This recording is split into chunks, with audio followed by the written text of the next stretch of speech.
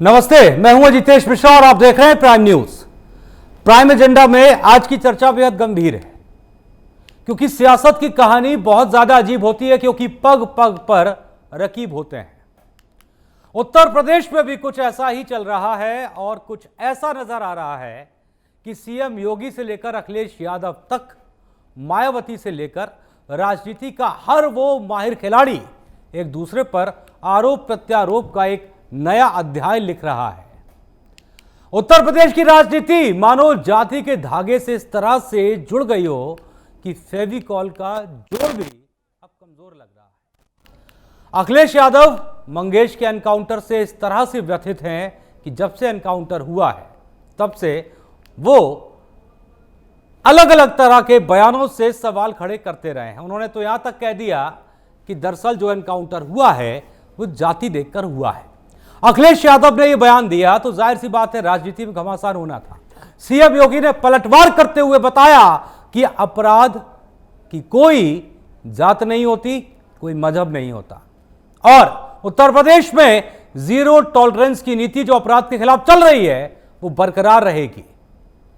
उत्तर प्रदेश की पुलिस किसी भी तरह से किसी की भी जाति देखकर कार्रवाई नहीं करती है। उत्तर प्रदेश की पुलिस भी सामने आई तमाम बड़े सवालों के जवाब लेकर, फुल प्रूफ सबूतों के साथ।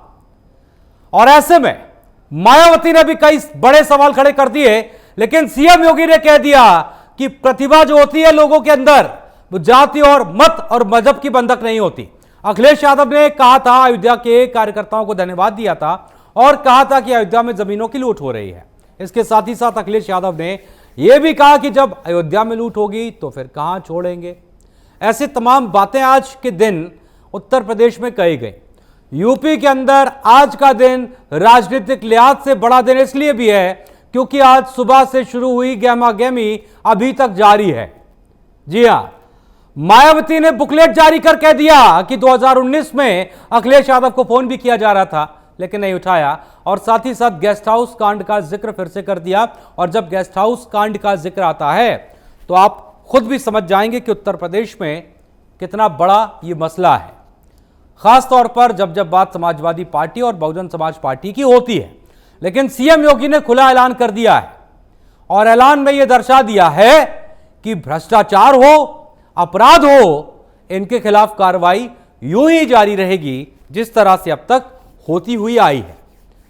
तो ऐसे में बड़ा सवाल यह है, क्या उत्तर प्रदेश की राजनीति जाति तक सिमट कर रह गई है? क्या उत्तर प्रदेश की राजनीति में जाति ही चलेगी?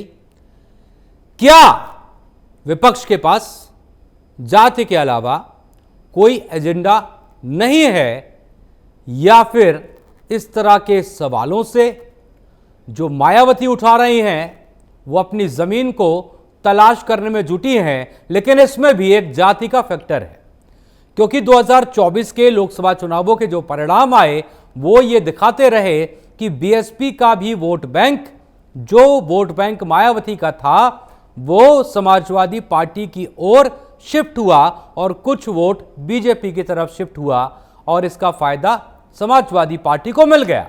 तो मायावती अपनी खोई हुई जमीन को दोबारा तलाशने की कोशिश कर रही हैं। खोई हुई जमीन को कैसे वापस पाया जाए ये कोशिश है, और इसी कोशिश के लिहाज से पिछले कुछ दिनों से लगातार वो सीधा डायरेक्ट हिट समाजवादी पार्टी पर कर रहे हैं, समाजवादी पार्टी पर आरोप लगा रहे हैं और साफ साफ लगातार कह रहे हैं कि दरअसल जाति के फेर में मत फंसिएगा। लेकिन यह भी अपने आप में एक अजीब मसला है कि जाति की राजनीति करने वाली पार्टी यह संदेश दे रही है कि जाति के फेर में मत फंसिएगा, यह आपको बरगला रहे हैं। लेकिन इसी के तर मुख्यमंत्री योगी आदित्यनाथ अपनी उस नीति पर लगातार कदम आगे बढ़ा रहे हैं जिस नीति के तहत उत्तर प्रदेश में उनकी सरकार बनी। उत्तर प्रदेश की सरकार जिस नीति पर लगातार काम कर रही थी, यानी कि अपराध पर लगातार प्रहार, और उसी के तहत आज भी सीएम योगी ने कई सवालों के साथ बात की और बातचीत की। और चलिए अब सीधे आपको ले चलते अपने खास मेहमानों के पास। और अब तमाम वो खास मेहमान जो इस चर्चा में हमारे साथ जुड़े हैं आपकी स्क्रीन पर। हमारे साथ आलोक वत्स जुड़ गए हैं जो कि बीजेपी के प्रवक्ता। आपका बहुत बहुत स्वागत है आलोक जी। हमारे साथ समाजवादी पार्टी की आवाज पूजा मिश्रा जुड़ गई है। पूजा जी आपका बहुत बहुत स्वागत है। हमारे साथ मंजीत नौटियाल है जो कि दलित चिंतक है। आपका बहुत बहुत स्वागत है मंजीत जी। चर्चा की शुरुआत करेंगे और चर्चा की शुरुआत यहां पर सबसे अहम और जो आज के दिन काफी चर्चा में रहा उस सवाल के साथ करेंगे। आलोक वत्स जी, लगातार विपक्ष की तरफ से ये सवाल खड़े किए जा रहे हैं, समाजवादी पार्टी की तरफ से एक सीधा सवाल दागा गया कि उत्तर प्रदेश की पुलिस क्या जाति के आधार पर कार्रवाई कर रही है, और अयोध्या को कोट करते हुए सीधा सवाल आपसे उन्होंने कर दिया।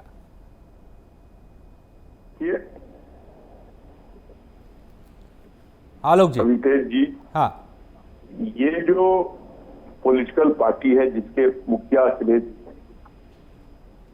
जी, शुद्ध और शुद्ध जातिगत पार्टी है। हाँ, पहले इनका समीकरण एमवाई का था। हाँ, ये सेम समीकरण लालू यादव का बिहार में था। अब इन्होंने उसको थोड़ा और ब्रॉड किया है, कुछ और लोगों को उसमें शामिल किया है, लेकिन ये शुद्ध और शुद्ध पॉलिटिकल और परिवारवाद की पार्टी है जी। समाजवाद के, लोहिया के समाजवाद के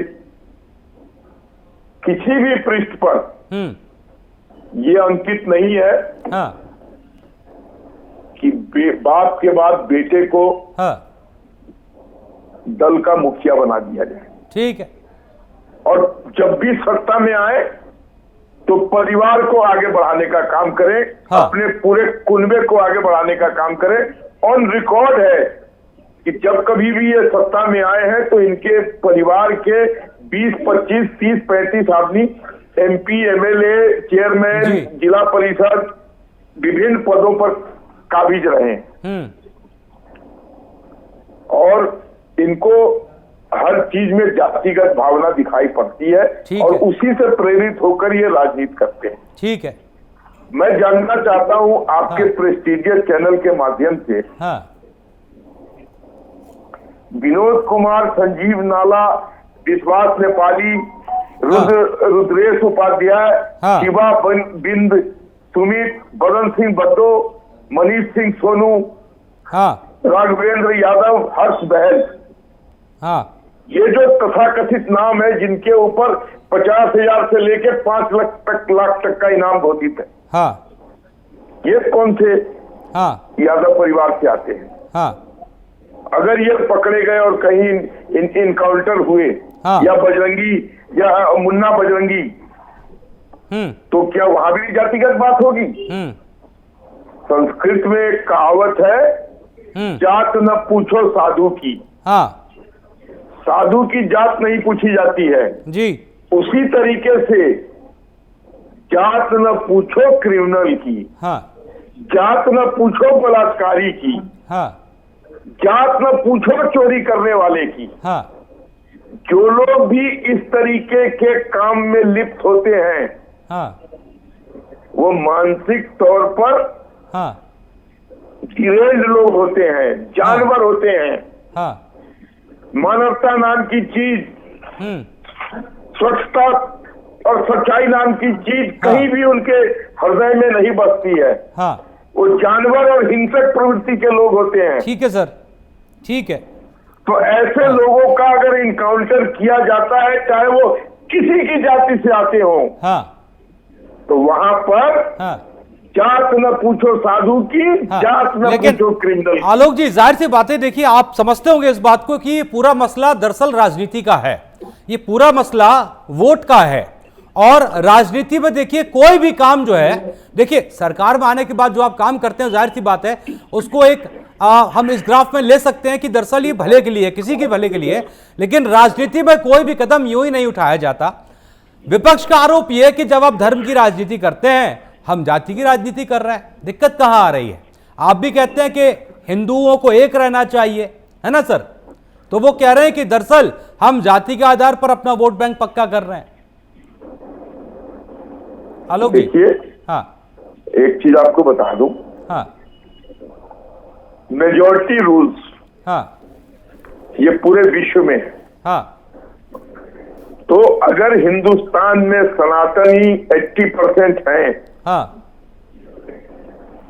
आप अगल बगल के मुल्कों में देख लीजिए। हाँ पाकिस्तान में इस्लाम है, हाँ म्यांमार में इस्लाम है, हाँ बांग्लादेश में इस्लाम है। हाँ यहाँ पर हिंदुओं की क्या स्थिति है? ठीक है। कौन से अधिकार हैं इनके? आज तो बल्कि बांग्लादेश ने एक नया रूल पारित कर दिया कि अजान के टाइम हिंदू अपनी पूजा नहीं कर सकते हैं। उनको अपनी पूजा, अजान शुरू हुआ और उनको अपनी पूजा बंद कर देनी होगी। ये हिंदुस्तान है सहिष्णुता का देश, जहां पर मुसलमानों को हर तरीके की आजादी प्रदान की गई है, चाहे वो धार्मिक आजादी हो या वो सामाजिक आजादी हो या वो शैक्षणिक आजादी हो। कोई दूसरे मुल्क आप देखिए वहां के हिंदुओं के साथ क्या व्यवहार किया। जब देश आजाद हुआ था तो 21% थे पाकिस्तान में, आज 1.5% पे आ गए हैं। जमी खा गई कि आसमां खा गई, कौन खा गए उनको? फोर्सफुली कन्वर्ट किए गए।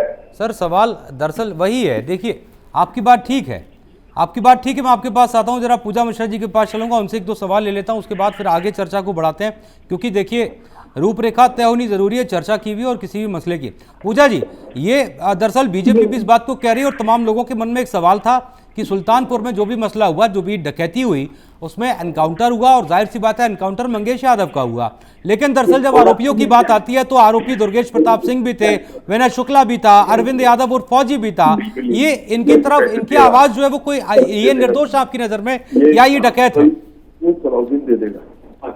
आपको नमस्कार अजितेश जी। नमस्कार पूजा जी। और साथी दोस्तों को मेरा नमस्कार। अभी मैं पहले जो है एक इन्होंने कही ना जाति न पूछो साधुकी, हाँ बिल्कुल, जाति न पूछो साधुकी, पूछ लीजिए ज्ञान, कद्र करो तलवार की, पड़ा रहे दो म्यान। पहली बात तो उत्तर प्रदेश के मुख्यमंत्री अपनी जाति बताते हैं, दूसरी बात जो कद्र करो तलवार की, पड़ा रहे दो म्यान, आप ये पड़ा रहने दीजिए कि हम विपक्ष हैं, कद्र करिए कि हम मुद्दे कौन से उठा रहे हैं। मुद्दे सरकार के लिए जरूरी है, जनता के लिए जरूरी है, उसका कद्र करिए।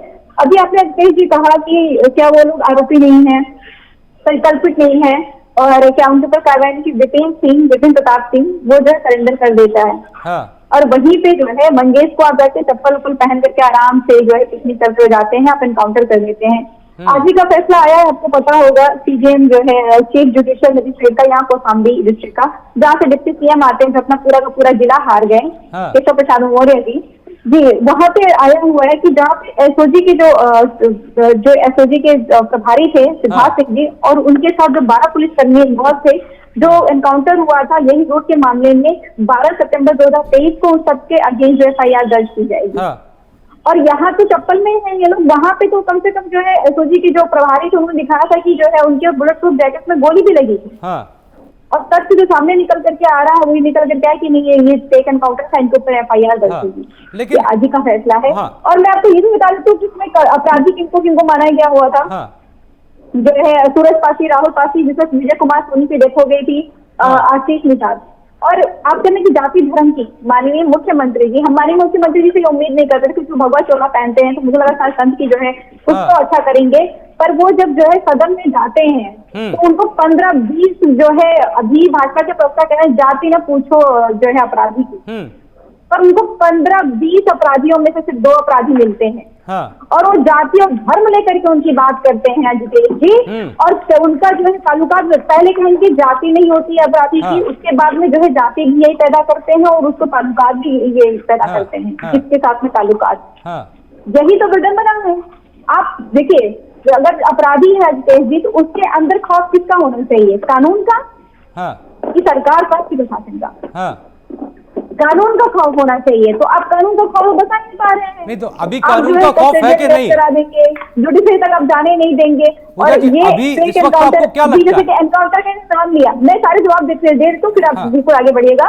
अजितेश जी इन्होंने एनकाउंटर का नाम लिया, तो एनकाउंटर फेक, मैं तो फेक एनकाउंटर जो हुए उनमें कितने जो है उन्हें अगर आप आकर उठा करके देखेंगे तो इन्होंने फेक एनकाउंटर जितना भी किया मैक्सिमम जो मुस्लिम का किया हुआ है, यादव का किया हुआ है, ऐसे ही पिछले लोगों का किया हुआ है। ये फेक एनकाउंटर की बात, जो सही एनकाउंटर है वो तो किसी का भी करिए। जो आप फेक एनकाउंटर करते हैं, जो आप राजनीतिक प्रेरणा के तहत करते हैं, राजनीतिक द्वेष के तहत करते हैं, मसला ये है ना, देखिए मैं उसकी बात कर रही हूँ। सुनिए ना, वो आरटीआई निकाली हुई है, नेशनल मैं ये जानना चाह रहा था, मैं कि दरअसल उत्तर प्रदेश के अंदर एनकाउंटर अभी इस कार्यकाल में अगर देखिए कई सारे हुए हैं, और सबसे बड़े एनकाउंटर्स की बात करें तो एक विकास दुबे का एनकाउंटर था, है ना पूजा जी, उसके बाद अतीक की हत्या हुई, है ना। राघु का एनकाउंटर आपको नहीं जाने हैं जितेश जी, मैंने पहले ही बोला कि फेक एनकाउंटर जितने भी हुए हैं मैक्सिमम जो है राजनीतिक द्वेष के तहत जो एनकाउंटर किए गए हैं वो मैक्सिमम जो है जाति धर्म देकर के किए गए हैं।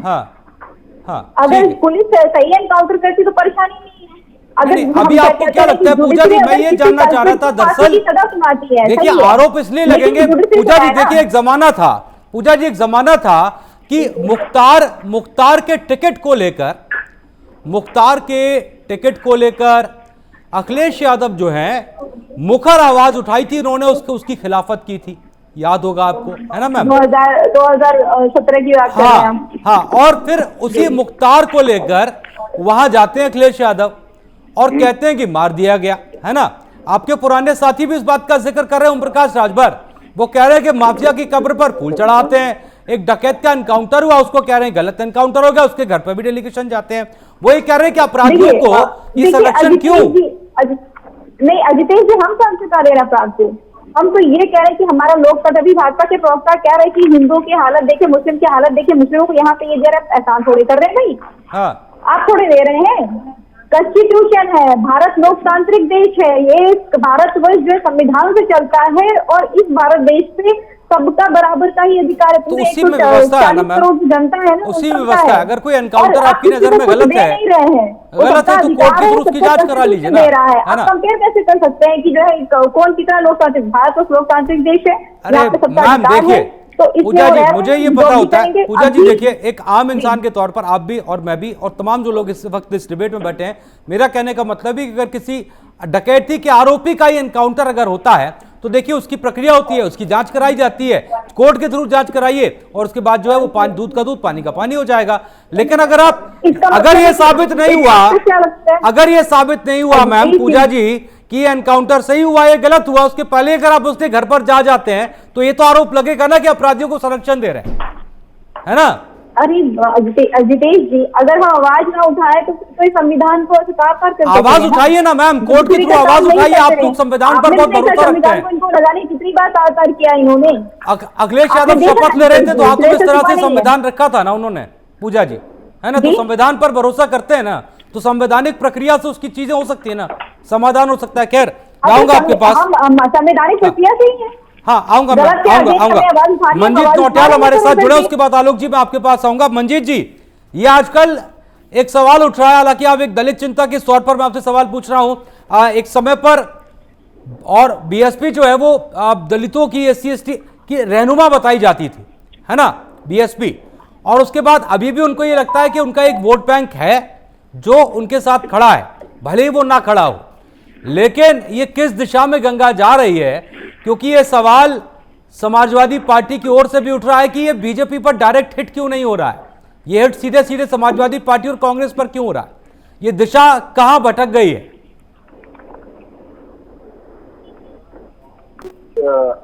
सवाल जिनकी सरकार नहीं है उनसे करना चाहिए या सवाल उनसे करना चाहिए जो सरकार में वर्तमान में जो सरकार चला रहे हैं, तो आप ये स्पष्ट होता है कि जनता ने उन पर भरोसा किया है। हाँ। मैं सभी मीडिया के बंधुओं से भी मैं ये अपील करना चाहता हूँ कि किसी भी जाति मजहब के आधार पर राजनीति को जोड़ना जोड़ा जाए, क्योंकि जब भी देश के अंदर जातिगत आधार पर राजनीति होगी तो देश हमारा पीछे की हो जाएगा। तो मेरा मुद्दा ये, हमारा कहना ये है कि आप जाति की बात न करके आप केवल ये बात करिए कि किस प्रकार में कितना काम होता है और इस पर चर्चा होनी चाहिए।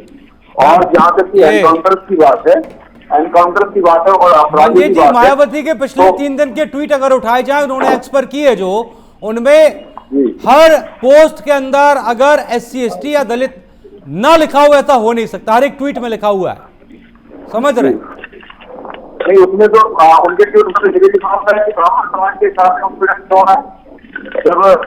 अपने झारखंड में ठाकुर समाज की बेटी को रेप करके मार दिया, तो उन्होंने ये भी ट्वीट किया था ठाकुर समाज की बेटी को क्यों मारा है, उसको न्याय मिलना चाहिए। क्यों दलित नेता को केवल बेटी के आधार पर नहीं देखना चाहिए, वो भी तगड़ा नेता हो सकता है। और ये देश के अंदर बहुत बड़ी विडंबना है, जब अमर काट का व्यक्ति समाज मायावती क्या अपनी दिशा भटक चुकी है? बीएसपी अपनी दिशा भटक चुकी है क्या? मंजीत जी, एक दलित चिंतक होने के नाते आपसे पूछ रहा हूं मैं। ये देखिए, हमारे जैसे बीमार के दलित संगठन के राष्ट्रीय अध्यक्ष हैं और राजनीतिक दल से मेरा कोई मैं अपनी टेक्निकल टीम से कहूंगा आपकी आवाज थोड़ी ठीक कराए। आपकी आवाज तो तेजी से आ रही है लेकिन क्लियर नहीं आ रही। मैं ठीक कराता हूं मंजीत जी, मैं ठीक कराता हूं। आपकी आवाज क्लियर नहीं हो रही बहुत ज्यादा जो है। आलोक जी, ये सवाल जो मंजीत जी से किया था, एक सवाल राजनीतिक जो पंडित हैं वो भी इस बात को पूछ रहे हैं कि ये चल क्या रहा है, अंदर खाने कोई डील है क्या? बीएसपी की ये डायरेक्ट हिट जो है वो आप पर ना होकर समाजवादी पार्टी और कांग्रेस पर जारी लगातार लंबे समय से, आप पर डायरेक्ट हिट नहीं है उनका। देखिए, मायावती जी की अपनी राजनीति है, वो चीजों का आकलन अपने हिसाब से कर रही है, अपनी खोई हुई जमीन को वापस लाने के लिए पुरजोर कोशिश कर रही है। इस मंशा में वो जो बयान दे रही है उसकी तो समझ उनको है।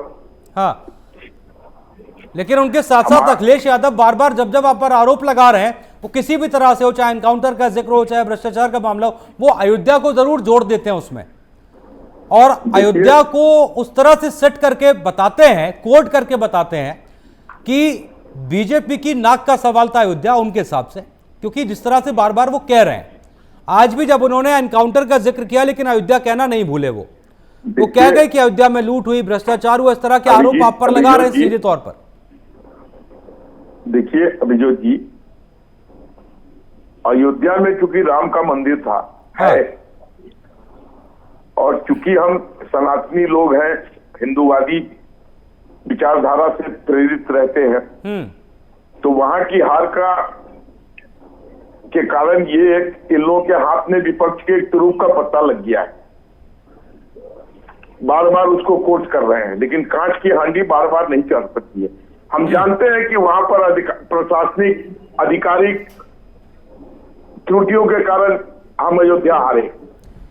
Sorry sir, please pardon. इस बात को हमको पता चल चुका है कि प्रशासनिक अधिकारियों, ये जो प्रशासनिक अधिकारियों का आप जिक्र कर रहे हैं, एक बार दोबारा सर बताइए कैसे?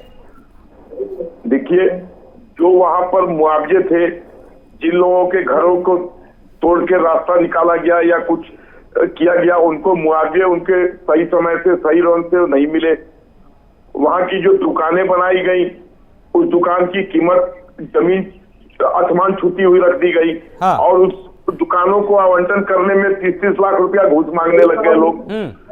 यही हाल एयरपोर्ट के पास की जमीन अधिग्रहण का हुआ, जिसके कारण लोगों में, पूजा जी मुस्कुरा रही हैं आपकी बातें सुनकर, व्याप्त हो गया कि यहाँ पर बहुत भ्रष्टाचार हो रहा है। और ये कारण था हमारी हाथ। अरे बहन जी हंसे या रोए उससे फर्क नहीं पड़ता, लेकिन जो सच्चाई है उसको तो कबूलना पड़ेगा।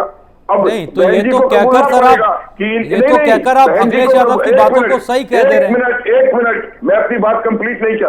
बहन जी को कबूलना पड़ेगा कि ये लोग सामाजिक आपराधिक किस्म के लोगों का संरक्षण देने वाली पार्टी है। अतीक अहमद की पैदाइश कहाँ हुई? मुख्तार अंसारी की पैदाइश कहाँ हुई? आजम खान की पैदाइश किसके रेजिम में हुई? ये सब लोगों को किन्होंने पाल पोस कर बड़ा किया? किन्होंने इनके आतंकवाद का साम्राज्य फैलने दिया? और किन्होंने वहां के लोगों पर दमनकारी नीतियां, इनकी दमनकारी नीतियों में इनके साथ खड़े थे? ये पूरा देश जानता है, बच्चा बच्चा जानता है। तो ये बहन जी को ये भी एक्सेप्ट करना पड़ेगा कि हाँ, हम क्रिमिनल्स के द्योतक हैं, हम उनको सिर माथे बैठा के रखते हैं। हम जातिगत भावनाओं पे क्रिमिनल नहीं देखते, हम तो जात देखते हैं पहले। आज जो मारा गया मंगेश यादव या जो भी उसका नाम था, ये उसके साथ खड़े हो रहे हैं। उसकी जो कारनामे है, काले कारनामे की लिस्ट है, उसको नहीं पढ़ने के लिए तैयार है। उसकी जाति देखकर उसके साथ खड़े हो रहे हैं। और जिनका इन्होंने डीएनए टेस्ट करवाया बलात्कारी का, वो डीएनए टेस्ट भी प्रूव हो गया। अभी तक उसके ऊपर उन्होंने कोई कार्रवाई नहीं की है। और इनके कथनी और करनी में जमीन आसमान का अंतर है। और वो पूरा देश देख रहा है, पूरा प्रदेश देख रहा है डीएनए टेस्ट करवाओ, डीएनए टेस्ट करवाओ। लो भैया, डीएनए टेस्ट हो गया। अब पूजा जी से साबित जवाब हो ले गया लूं कि सर? यही आदमी था बलात्कारी। क्या किया आपने? जवाब ले आज लेता हूं। योगी के राज में हाँ। माता बहनें पूर्णतः सुरक्षित हैं। हाँ, जवाब ले लेता हूं सर, एक सेकंड जवाब ले लेता हूं। लेकिन उसके साथ ही साथ ये भी कहूंगा सर, जब आप इस तरह की बात सर कह रहे हैं तो अखिलेश यादव भी दरअसल यही कह रहे हैं। वो भी कह रहे हैं भ्रष्टाचार हुआ, बस आप कह रहे हैं कि वहां अधिकारियों की लापरवाही की वजह से हो गया, लेकिन अखिलेश यादव कह रहे हैं कि हुआ। भ्रष्टाचार हुआ। हाँ। मैं भी इस बात को कबूल रहा हूँ, भ्रष्टाचार हुआ, अधिकारियों द्वारा भ्रष्टाचार किया गया। मैं कबूल रहा हूँ इस बात को। चलिए चलिए, पूजा जी मुस्कुरा रही थी, अब जरा जवाब दे दीजिए पूजा जी आप। ऑडियो ठीक कीजिए पूजा जी का। तो अजितेश जी को फर्क पड़ना पड़ेगा, हाँ। क्योंकि मैं उत्तर प्रदेश की जनता हूँ जी और बोलिए। उत्तर प्रदेश में भारतीय जनता पार्टी की सरकार है और केंद्र में भारतीय जनता पार्टी की सरकार है। अगर अजितेश जी रोते हैं और हंसते हैं तो उनको फर्क पड़ना पड़ेगा, ये जानना पड़ेगा कि जिसकी आप चर्चा कर रहे हैं ना, भले हम विपक्ष नेता पर है तो जनता जो है उत्तर प्रदेश की है और हमारे मुख्यमंत्री जी वही उतने हैं हाँ। जितने वो आपके मुख्यमंत्री हैं। इसमें तो कोई फर्क नहीं पड़ता है। उसके बाद में दूसरी बात में आ जाते हैं जो अयोध्या की आपने देखी जाए, खुद एक्सेप्ट करते हैं कि वहां पे जो है गलत हुआ और कह रहे प्रशासन गलत किया।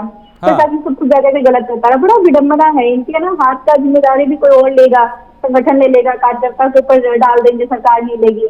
जनता इनको जिम्मेदारी से जल्दी मुक्त करेगी। जिस तरीके से जिम्मेदारी से ये जो है टाल मटोल करते चले आ रहे हैं, ये बार बार अयोध्या पता है जो है ये कि वो जो है हारी जो कहा कि सनातन धर्म है। हाँ। तो मुझे लगता है सुंदरकांड भी जानते होंगे, सुंदरकांड की वो चौपाई भी जानते होंगे, जहाँ कहा जाता है कि निर्मल मन जन सो मोहि भावा, मोहि कपट छल छिद्र न भावा।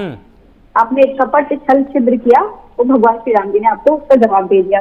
उसके बाद में आ जाते हैं कि ये हालांकि जिनमें गुंडे माफिया की बात करते हैं तो उस लोग अभी दुनिया में है नहीं। इन्होंने जो जुडिशरी का कभी मजाक बना करके, कभी पुलिस का मजाक बना करके, तो वो कस्टडियल डेथ हो गई लगभग, जिनसे भी बात कर रहे हैं। उसके बाद में आ जाते हैं इनकी तरह तो बेशर्मी किसी ने नहीं की होगी। सौरभ श्रीवास्तव ने अजितेश जी वाराणसी से विधायक है और बीएससी की छात्रा के साथ जो लोग रेप करते हैं, जिनको बेल मिलती है तो केक काट कर स्वागत करते हैं। ब्रिटिश बानों के रेप जब रिहा होते हैं तो महलमाला पहना करके स्वागत करते हैं और जो है कठुआ में सिर्फ इसलिए जो है रेपिस्ट के समर्थन में ये रैली निकालते हैं क्योंकि जिसका रेप किया गया था वो बच्ची 7 साल की मुस्लिम थी। कहानी आलम जो है हर जगह है। ये जो है ये इनकी मंशा है, ये इनकी मानसिकता है। तो यही चीज जो जनता देख रही है। इन्होंने बोला ना कि मैंने पहले ही कहा कि कद्र करो तलवार की, पड़ा रहने में आप अगर तलवार की कद्र कर रहे होते तो आपको पता चलता है कि 69,000 जो अभ्यर्थी प्रोटेस्ट कर रहे थे तो समाजवादी पार्टी के कार्यकर्ता नहीं थे। आप भी जिन्हें समाजवादी पार्टी के कार्यकर्ता कहते तो समाजवादी पार्टी कार्यकर्ता नहीं है। वो जो है जनता है उत्तर प्रदेश की, जो आपको सवाल पूछ रही देश की जनता है। और अभी इन्होंने डीएनए की भी बात की तो पहली बात तो जमा की डीएनए की बात, ठीक है पूजा जी, मैं आ रहा हूं आपके पास। कन्नौज में उनके साथ में मैं आ रहा हूं आपके पास। मैं क्लियर कर देना चाहती हूँ कुछ ही देर में, बिल्कुल कुछ ही सेकंड्स में हमारे साथ अमिताभ कुमार जुड़ेंगे जो कि वरिष्ठ पत्रकार है। पूजा जी आ रहा हूं आपके पास। मंजीत जी, एक सवाल ये था, एक दलित चिंतक होने के नाते आपको पीडीए में कितना दम नजर आता है जो नारा अखिलेश यादव दे रहे हैं? देखिए, मीडिया खाली मीडिया वजह से काम चलने वाला नहीं है। जो व्यक्ति जमीन पर काम करता है उसको उसकी कदर भी मिलनी चाहिए। आज तक मीडिया में मात्र मीडिया नहीं लग रहा है, जो नेता जमीन से जुड़ा हुआ है और जो नेता जमीन से जुड़कर काम कर रहे हैं निश्चित रूप से वो आगे बढ़ने चाहिए। जिस तरह से बीमा के जेल संगठन कभी मीडिया में नहीं रहती है, जब भी मीडिया के लोग आलोचित करते हैं सभी उतनी के नैतिक बात करते हैं।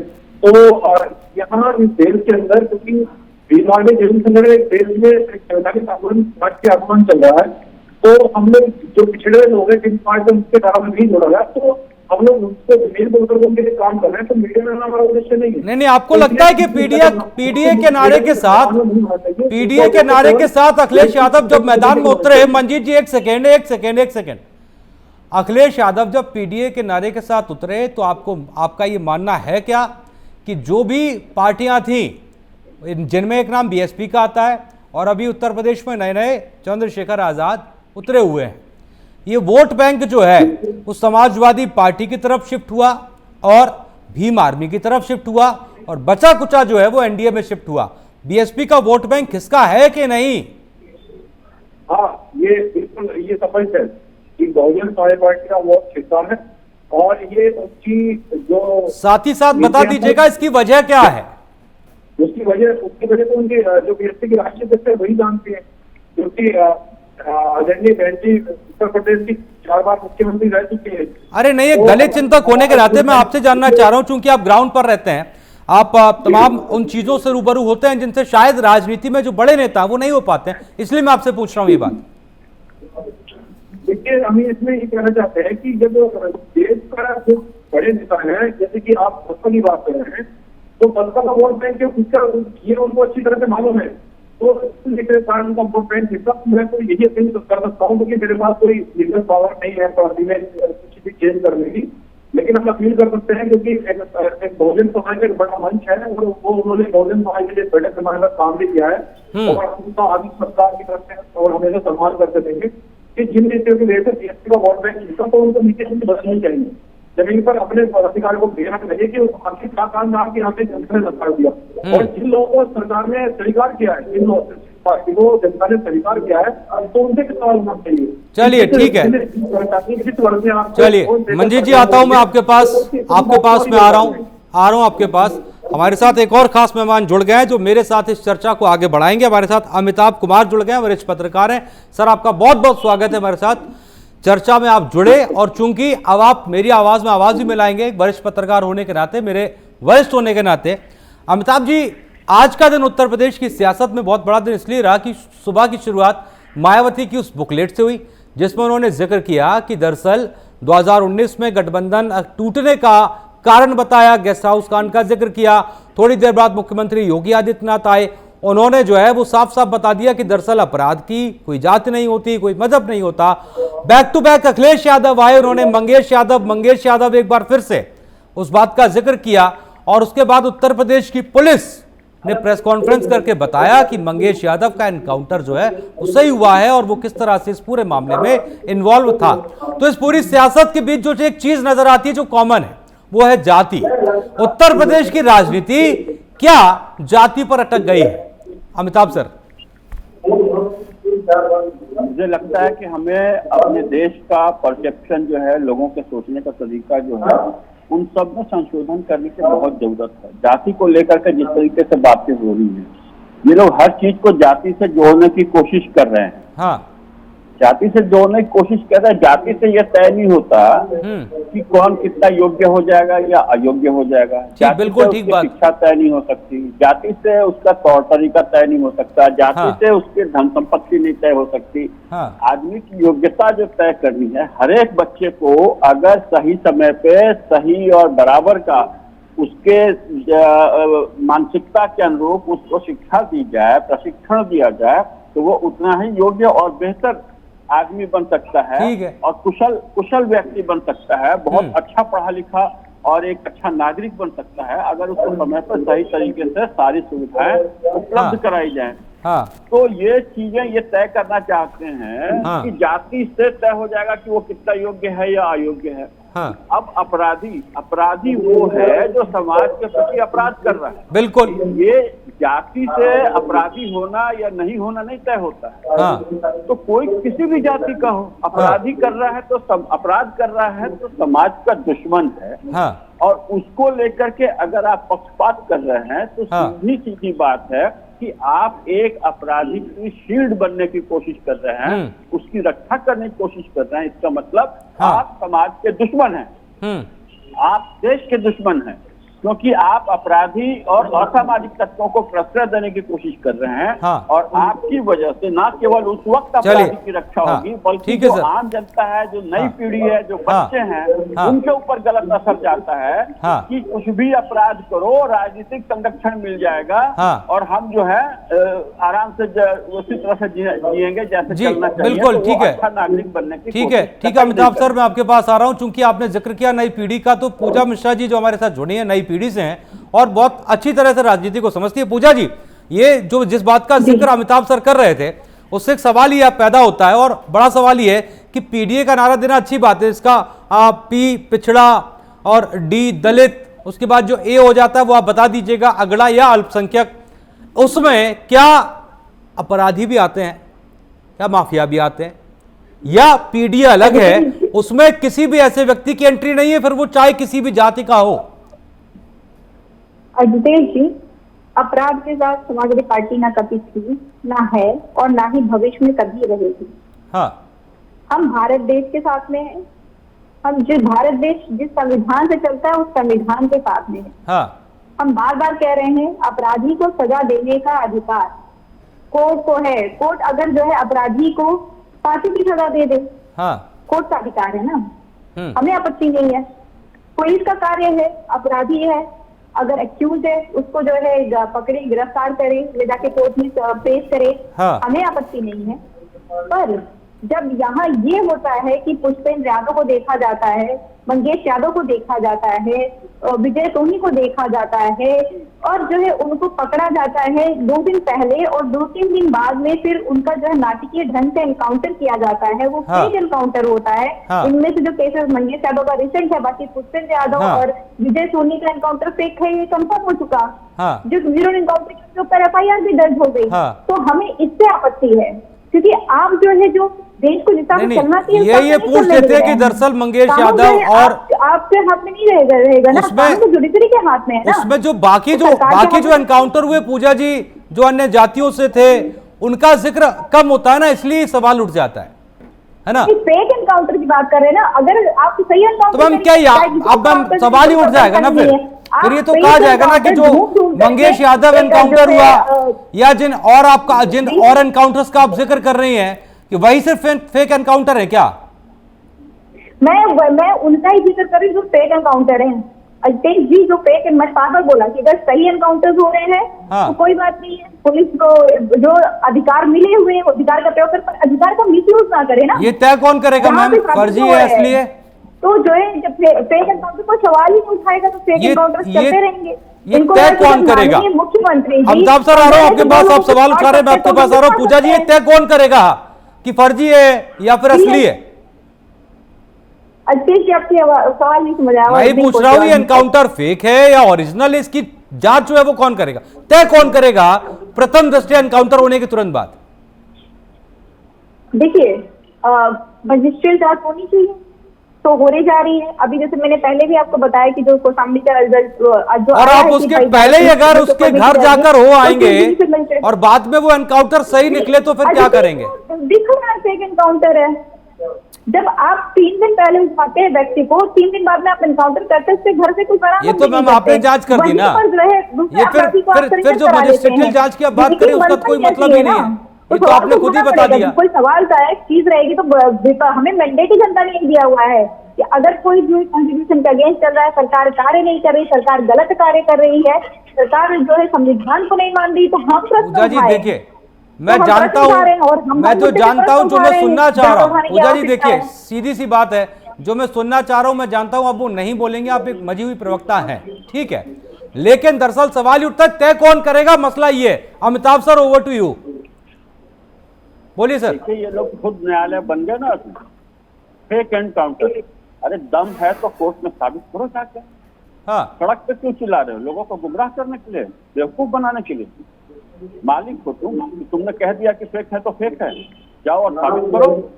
मुझे बहुत शर्म आती है इन लोगों को गुमराह करने के लिए और अपराधियों को प्रश्रय देने के लिए किसी भी हद तक जा सकते हैं। इनसे क्या बहस की जाए? पुलिस को जिनके ऊपर गोलियां चल रही हैं, काउंटर गोलियां चल रही हैं, उस वक्त पुलिस अपनी जान की रक्षा के साथ अपराधी को पकड़ने की कोशिश कर रही है, तो वो चप्पल पहन के बिना जो है बुलेट जैकेट पहने हुए, आपको पता है एसओजी की जो है जो प्रभारी थे सिद्धार्थ सिंह यहाँ कौशाम्बी केस में, उन्होंने तो उनके तो बुलेट प्रूफ जैकेट गोली भी लगी थी, फेक एनकाउंटर साबित हुआ। आ रहा हूं आपके पास आया। अमिताभ सर कुछ बोल रहे हैं ना, बात पूरी होने दीजिए ना पूजा जी। बीजेपी पे शर्म नहीं आती है? अभी आऊंगा ना पूजा जी। करके इतने गलत नीतियां चलाते चले जा रहे हैं, पूजा जी शर्म कर लीजिए भाई, 10 साल से है। पूजा जी आ रहा हूँ आपके पास, एक सेकंड रुकिए ना, एक सेकंड जरा ठहर जाइए, रुक जाइए अमिताभ सर। इतना शर्म करने लग जाते हैं कि हमें शर्म आने लग जाती है। आप ऐसी नहीं, आप बीच में नहीं बोलती है किसी के। हाँ अमिताभ जी सर बोलिए। दूसरे की बात सुन तक नहीं सकते हैं। नहीं सुनेंगे, भी गलत कह रहे हैं, फिर बीच में बोल रहे हैं आप बेशर्मी को थोड़ा सा कम किया तो बिल्कुल सुनेंगे। पूजा जी प्लीज। मैंने आपको पहले सुना था, बिल्कुल सुना था, बेशर्मी थोड़ा कम दिखा रहे थे। ये अपराधी ऐसे नहीं पूजा जी, देखिए ऐसे चर्चा नहीं, एक सेकंड रुकिए पूजा जी प्लीज, पूजा जी एक सेकंड रुकिए, ये गलत है प्लीज। एक बार सुन लीजिए, फिर आप जवाब दे लीजिएगा। आलोक जी भी इतनी देर से इंतजार कर रहे हैं। सोचिए ना, सत्ता पक्ष में होने के नाते फिर भी वो खामोश बैठे इतनी देर से। आप लोग कहते हैं वो बोलने नहीं देते आपको। आ रहे हैं अमिताभ सर, बोलिए। अब संरक्षण देने वाले गलत और सही बताएंगे। खुलेआम अपराधियों को संरक्षण दे रहे हैं, लोगों के बीच भ्रम फैला रहे हैं, वो हमें गलत और सही बताने की कोशिश कर रहे हैं। कमाल की बात है, इस हद तक न जाए करीब, कम से कम। हाँ, और न्यायालय में जाइए ना, सड़क पर न चिल्लाइए। आप कॉन्फिडेंट हैं, बहुत अच्छी बात है, तो जाइए और न्यायालय में और उनको फेक एनकाउंटर साबित कर दीजिए। बड़ी बेशर्मी है, जाइए और न्यायालय में। ये न्यायालय नहीं सरकार छोड़ेगी। मोदी करती रहे। पूजा जी आ रहा हूँ, सुनिएगा जरा, सुनिएगा। आलोक वत्सी, अमिताभ सर, मैं आ रहा हूँ आपके पास। अमिताभ जी आ रहा हूँ, पूजा जी आ रहा हूँ, दोनों रुक जाइए एक सेकंड। पूजा जी प्लीज रुक जाइए। पूजा जी एक सेकंड रुकिए ना मैम, प्लीज। ऐसे नहीं होता है। आलोक जी, अब मैं आपके पास आना चाहता हूँ। काफी देर से सुन रहे हैं, तमाम चर्चा आपने सुनी, अमिताभ जी को भी सुना, मंजीत जी को भी सुना और पूजा जी को भी सुना। अब सवाल सर ये है कि उत्तर प्रदेश में 2017 के बाद ऐसी एक लंबी फेहरिस्त है जिसमें कई सारे एनकाउंटर हुए और कई सारे एनकाउंटर्स पर सवाल उठे। ऐसे में ये बात गंभीर तब हो जाती है जब एक के बाद एक जो एनकाउंटर होते हैं और जिनमें गोली सीधे पैर में लगती है। समझ रहे हैं ना सर? तो विपक्ष इसीलिए सवाल उठा रहा है कि ये सर ये क्या है। आपको ये जस्टिफाई करना पड़ेगा, पुलिस को ये जस्टिफाई करना पड़ेगा कि ये क्या हो रहा है सारा। ये मोस्ट ऑफ दी जो एनकाउंटर हुए हैं, अगर वो उसमें मारा गया है तो वो बचाव में फायरिंग की है पुलिस ने। हाँ, और जिनके पैर में गोली लगी है उनके पास से भी हथियार बरामद हुए हैं। हाँ। कल ही परसों जो 2, 4 और 6 लड़के पकड़े गए, उनके पास आधुनिकतम हथियार थे। हाँ, उन्होंने हथियार से फायरिंग की, पुलिस ने जवाबी में उनको जान से नहीं मारा, उनके पैर में गोली मार के उनको पकड़ लिया। हाँ, तो ऐसे लोगों को क्या पूजा जाएगा? ऐसे लोगों को क्या महिमा मंडित किया जाएगा? ऐसे लोगों की जाति देख के तय किया जाएगा कि ये क्या करना चाहिए, इनके साथ नहीं करना चाहिए? हाँ, और रही बात जो अभी अमिताभ जी ने कहा है, हाँ। वह सार्थक बात कही है उन्होंने कि हाँ। अगर आपके पास एनकाउंटर गलत हुआ, उसका प्रूफ है, हाँ। तो कोर्ट में जाइए। यहाँ चिल्लाने से क्या फायदा है? हाँ, यहाँ चिल्ला के तो आप अपनी जातिगत वोट को सही दिशा देने का काम कर रहे हैं। हाँ। लेकिन देश प्रदेश के लोगों की नजरों में आप कितने नीचे गिर रहे हैं। एक सेकंड अमिताभ सर मैं आपके पास आ रहा हूँ। आलोक जी एक सेकंड रुक जाइएगा। पूजा जी, एक आंकड़ा है, एक आंकड़ा 2017 से लेकर 2023 तक उत्तर प्रदेश में कुल 183 अपराधी मारे गए। ठीक है मैम, सुनिएगा। और जो रिपोर्ट है उनके मुताबिक उन 183 अपराधियों में से 61 जो है 61 वो मुस्लिम, 18 ब्राह्मण, 16 ठाकुर, 15 जाट और गुर्जर और 14 यादव, 13 दलित, 3 आदिवासी, 2 सिख, 7 ओबीसी और 34 अदर कास्ट। अब मैम बताइए ये कैसे जस्टिफाई होगा? और जाति देखकर एनकाउंटर कहाँ हो रहा है, ये कैसे साबित होगा? और आप क्यों कह रहे हैं इस बात को? ये आंकड़ा कहीं से भी कुछ कहता है कि जाति देखकर एनकाउंटर हो रहा है? मैंने पहले भी बोला था आपसे, जितेश जी बार बार आप मुझसे वही बात रिपीट करवाना चाह रहे हैं। मैंने कहा फेक एनकाउंटर जो साबित हुए हैं, चाहे वो कुरेशा बेगम का हो फेक एनकाउंटर, चाहे समा परवीन का फेक एनकाउंटर हो, चाहे शीन जहान का फेक एनकाउंटर हो, और ये सारे जो है नेशनल ह्यूमन राइट कमीशन ने 2018 में आरटीआई के तहत निकाला था। हाँ। कि ये फेक एनकाउंटर हुए थे। और नेशनल ह्यूमन राइट कमीशन ने ये भी तय किया था कि इनको मुआवजा भी दिया जाए, तो 5-5 लाख रुपए जो है सरकार ने मुआवजा भी दिया था। हाँ। ये फेक एनकाउंटर हुए हैं। तो मैं बार बार कह रही हूँ कि जो फेक एनकाउंटर हैं, ये टारगेटेड एनकाउंटर किए गए हैं, जाति धर्म दिखा करके आप फेक एनकाउंटर की उठाइए लिस्ट।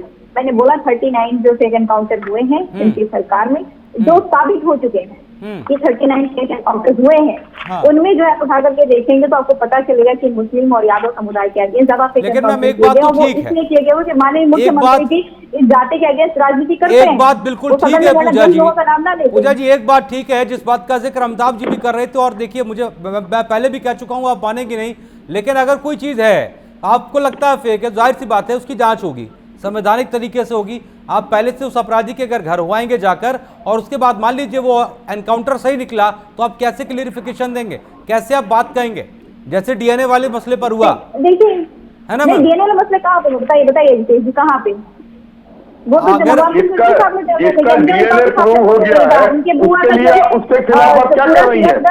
जिसका डीएनए प्रूव हो गया है उसके खिलाफ आप क्या कर रही है?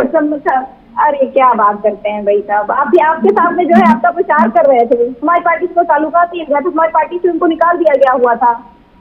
अब जो है प्रश्न के अंदर उठा रहे आप, उनके डीएनए टेस्ट के लिए क्यों अखिलेश जी छाती पीट रहे थे? अगर उनको समाजवादी पार्टी से निकाल दिया गया था तो उनके डीएनए टेस्ट करवाने के लिए क्यों अखिलेश जी छाती पीट रहे थे? क्यों गिरवा बिलाप कर रहे थे उसके लिए? ऐसा है, हमने 69,000 भर्ती में भी कहा, लेकिन आपको तब नहीं, ये तो जो है लाभ खाने योग्य अभ्यर्थी को आपने कहा। अभी भी फेक एनकाउंटर किया, पिछले यादव का भी अपने फेक एनकाउंटर किया था। इनको लगता है कि माननीय मुख्यमंत्री जी अगर फेक एनकाउंटर मुस्लिम और यादव के अगेंस्ट आप करते हैं, दलित के अगेंस्ट आप करते हैं, तो माननीय मुख्यमंत्री खुश होंगे। तो इंतहा है अमिताभ सर, अमिताभ जी ठीक है। पूजा जी आ रहा हूँ मैं आपके पास, एक सेकंड रुकिएगा जरा, आ रहा हूँ। एक अहम सवाल है, एक अहम मसला, एक सेकंड रुक जाइए। पूजा जी आ रहा हूँ, एक सेकंड आ रहा हूँ आपके पास, आ रहा हूँ। अमिताभ जी, अब मसला ये है कि उत्तर प्रदेश से जाति जो है वो जाति तो नहीं है, नहीं जाएगी, और लग भी नहीं रहा कि फिलहाल जाएगी, क्योंकि राजनीति इसी के दर उधर घूम रही है। एक तरफ जहां भारतीय जनता पार्टी धर्म के मसले को लेकर आगे है, वहीं पीडीए का नारा देकर अखिलेश यादव मैदान में है। लोकसभा चुनाव की बात करें, उत्तर प्रदेश में पीडीए का जादू चला, इस बात को सभी लोग मानते हैं आंकड़ों के आधार पर। अब चूंकि उत्तर प्रदेश में मसला उपचुनाव का, और उसके बाद तुरंत थोड़े समय बाद 2027 में उत्तर प्रदेश का विधानसभा चुनाव होना है, तो क्या माना जाए कि अभी तस्वीर जो है वो थोड़ी थोड़ी धुंधली है, अभी और क्लियर होगी जैसे जैसे चुनाव पास आएगा? नहीं, ये होगा। पॉलिटिकल पार्टीज देखिए, अखिलेश जी जिस तरीके से जाति जाति कर रहे हैं, कांग्रेस जाति जाति कर रहे हैं, तो भारतीय जनता पार्टी धर्म को लाने की कोशिश करेगी। हाँ। क्योंकि अगर इस तरीके से देख रहे हैं तो सभी लोग जो हैं, ये बजाय इसके कि इसका समाज में क्या संदेश जा रहा है, क्या मैसेज जा रहा है नागरिकों के बीच, नई पीढ़ी के बीच क्या मैसेज जा रहा है, आप इस तरीके से अगर चीजों को, आप आपराधिक मसलों में अगर अपराधी को जाति के हिसाब से उसको ट्रीटमेंट देने की कोशिश करें या धर्म के हिसाब से ट्रीटमेंट देने की कोशिश करें, और मैं कह रहा हूं कि ये जैसे कांग्रेस है, इसने इतने आतंकवादियों को छूट दी हुई है कि वो धर्म के आधार पे तय करते हैं कि इनको सजा मिलनी चाहिए कि नहीं चाहिए। हाँ, जाति के आधार पे जैसे अभी अखिलेश जी कह रहे हैं, अरे भाई आप लोग क्या कर रहे हैं, आप समझने की कोशिश कीजिए, क्या संदेश दे रहे हैं आप? आप इस बात पे बिल्कुल अड़िए और जाके कोर्ट में जाकर के एकदम दाखिल कीजिए, याचिका दाखिल कीजिए कि भैया फेक एनकाउंटर था और एक आदमी को जानबूझ के मारा गया, उसके सबूत वहां पे दीजिए। क्योंकि देखिए, अपराधी या उसके परिवार वालों से बात करेंगे आप, तो वो अपने पक्ष की बात कहेगा, वो तो कहेगा पुलिस ने हमें गलत किया, कुछ भी किया। एक तो वो अपराधी था, मेरी कोई सहानुभूति उसके साथ नहीं है। निश्चित रूप से पुलिस कार्रवाई करेगी, पुलिस की गलतियां हैं तो जा करके आप कोर्ट में उजागर कीजिए, पुलिस कार्रवाई करेगी और अपराधी के खिलाफ कार्रवाई होनी चाहिए। और हमेशा पुलिस जो है उसको अपनी आत्मरक्षा भी करनी है। अगर अपराधी उनके ऊपर हमला करता है तो पुलिस को पूरा हक है कि उसको उचित जवाब दे और उसको जो है उसकी जो दुर्दमनीयता है, जो आपराधिक मानसिकता है, उसको ठीक करे। तो वो करेगी पुलिस। लेकिन ये राजनीतिक दल अगर इस तरीके से करेंगे तो समाज को बहुत गलत संदेश देगा। कम से कम राजनीतिक फायदे के लिए अगर ऐसा किया जाए तो जाहिर सी बात है आगे जाके तो भगवान मालिक है। ठीक है मंजीत जी, अब सवाल ये उठ रहा है, आप बहुत देर से चर्चा में है और मैं आपके पास इसलिए नहीं आया था कि एक बार आप सुन लें सारी चीज़ें। अब मंजीत जी, सवाल ये है कि आज की तारीख में अगर उत्तर प्रदेश में दलित अपने आप में जो है एक बड़ा वोट बैंक है राजनीतिक पार्टियों के लिहाज से, शब्दों को सुनिएगा, राजनीतिक पार्टियों के लिहाज से एक बड़ा वोट बैंक दलित वोट बैंक है। ठीक है सर, इस्तेमाल सबने अपने अपने तरीके से किया और सभी जगह वो वोट बैंक शिफ्ट हुआ, फिर शिफ्ट हुआ और फिर शिफ्ट हुआ।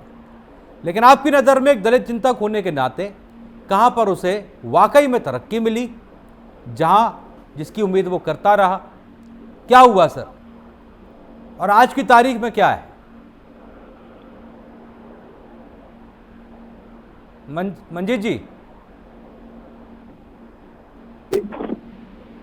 जी सर बोलिए। हाँ आ रही है सर, बोलिए बोलिए। देखिए आजकल क्या हो रहा है कि आजकल खासकर देश के अंदर जो उत्तर प्रदेश सरकार है, यहाँ सरकार के द्वारा जातिगत सरकार में जनता के बीच में बोला जा रहा है। यहाँ न्यायपालिका भी सुरक्षित नहीं है, क्योंकि अभी सुप्रीम कोर्ट के जजेस ने ध्यान दिया है कि उसमें ठीक नहीं चल रहा है। और अभी आपने उत्तर प्रदेश का डिसीजन देखा होगा, क्योंकि इसमें हमने बहुत बड़े पैमाने पर आंदोलन किया और उन शिक्षकों के लिए 69,000 शिक्षक भर्ती आंदोलन आपको याद होगा। हाँ। उस आंदोलन को करने वाला मनजीत सिंह नोटियाल, मैंने उस आंदोलन को बड़ी बरसात में खड़ा होकर मैंने प्रदेश के शिक्षकों की लड़ाई को मजबूती से लड़ा, लेकिन जब सरकार नहीं मानी तो हाईकोर्ट ने उसको बुलाया कि हाँ धांधली हुई है, तो प्रदेश सरकार को फटकार लगाई कि आपने धांधली की है, इसकी प्रक्रिया दोबारा भर के जो रिजर्व सीटें उसको पूरा करें। आपने रिजर्व सीटों को जनरल के ऊपर की है। हाँ। तो उसका मतलब क्या है जनाब की केंद्र सरकार के द्वारा सुप्रीम कोर्ट में नहीं डाली गई, तो सुप्रीम कोर्ट ने उस पर रोक लगा दी। तो कहीं ना कहीं यहाँ न्यायपालिका भी सुरक्षित नहीं है। अरे सर ये देखिए, ये तो सर वो मंजीत जी, ये बात देखिए तब हो जाती है कि वो कहावत है ना, एक बात कही जाती है कि मीठा मीठा गप गप कड़वा कड़वा तू तू।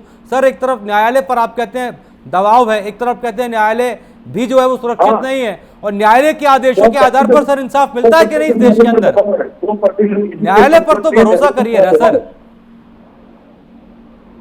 न्यायालय पर पूरा दबाव है और एनकाउंटर तेजी देश में, अगर देश प्रदेश में अगर अपराध की बात करें तो सर समान रूप से होना चाहिए ना न्याय। तो अगर आप जितने 73,000 शिक्षक भर्ती की बात कर रहे हैं सर, हाई कोर्ट का फैसला आया, उधर सुप्रीम कोर्ट का फैसला आया, मानेंगे ना सर जो भी है? सवाल जो पार्टी सरकार ने में सुन लीजिए, तो पार्टी सरकार में सवाल उत्तर किया जाना चाहिए। हाँ। और दूसरी बात ये है कि अगर सरकार अपराध पर बात करना चाहती है तो जितने भी बीजेपी सरकार के एमकेएमएल हैं उसको डाटा सार्वजनिक क्यों नहीं करती? हाँ। और जो वादी है उनको जानबूझकर क्यों दिया जा रहा है? ये कितना करते हैं? क्योंकि आप उससे सवाल नहीं कर सकते जो सरकार में नहीं है। हाँ। समाजवादी सरकार में नहीं है, बहुजन समाज पार्टी सरकार में नहीं है। हाँ। जो व्यक्ति सरकार में बैठे जिन्होंने जनता ने जिनको भरोसा किया तो सवाल कौन समझ चाहिए। चलिए ठीक है, ओके ओके मंजीत जी मैं आ रहा हूँ, मंजीत जी आ रहा हूँ, हाँ आ रहा हूँ सर आपके पास, क्योंकि समय की बेहद कमी है, कुछ ही समय बचा। पूजा जी एक लाइव कमेंट में सवाल आया, हालांकि चर्चा से थोड़ा अलग है। इंडिया गठबंधन हरियाणा में तो जो है वो बैठ गया जमीन पर, क्योंकि कांग्रेस और आम आदमी पार्टी में गठबंधन नहीं हो पाया, नामांकन का आज आखिरी दिन था। उत्तर प्रदेश में क्या स्थिति है? ये लाइव कमेंट में सवाल इसलिए पूछ ले रहा हूँ, लोग जानना चाह रहे हैं।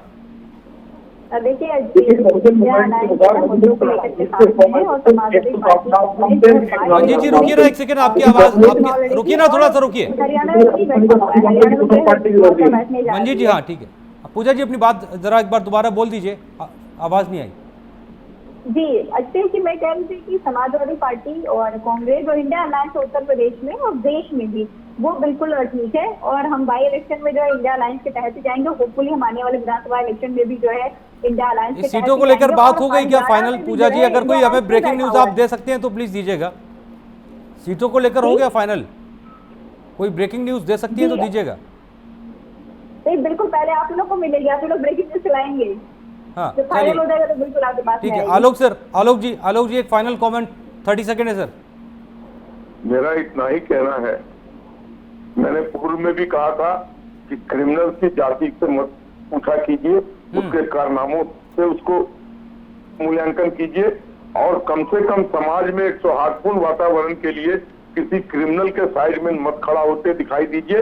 राजनीति कीजिए, लेकिन इतना गिर के राजनीति मत कीजिए कि समाज में लोगों को आपके प्रति करना हो जाए। अमिताभ सर सभी से अपील करूंगा, अमिताभ जी वातावरण के लिए 30 कमेंट सर 30 सेकंड एक फाइनल कमेंट प्लीज। मुझे बोल रहे हैं आप? जी सर बोलिए, 30 सेकंड है सर। देखिए अंग्रेजी की एक कहावत है ना कि if you can't convince then confuse and corrupt, मैंने जोड़ दिया है। अब यही हालत है राजनीतिज्ञों की। ये देख रहे हैं कि ये अपराधी है और किसी भी तरह उसके नाम पे ये राजनीति करना चाह रहे हैं, तो लोगों को कंफ्यूज कर रहे हैं। ठीक है, बहुत गलत है नई पीढ़ी। चलिए सर, समय की बेहद कमी है। आप सभी को बहुत बहुत शुक्रिया। आलोक जी आपका बहुत बहुत शुक्रिया, पूजा जी आपका बहुत बहुत शुक्रिया, मंजीत जी आपका बहुत बहुत शुक्रिया, अमिताभ जी आपका बहुत बहुत शुक्रिया। तो चर्चा की शुरुआत जहां से की थी, जाति ना पूछो साधु की, लेकिन राजनीति में दरअसल ये हो गया है कि जाति पूछो अपराधी की। इसके अलावा सियासत के अपने अपने मजे हैं।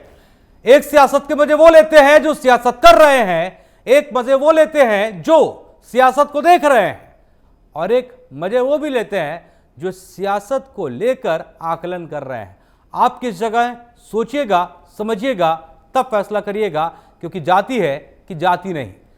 आज की चर्चा में इतना ही। न स्याही के दोस्त, सफेदी के दुश्मन। हमें आईना दिखाना दिखा देते हैं। नमस्ते।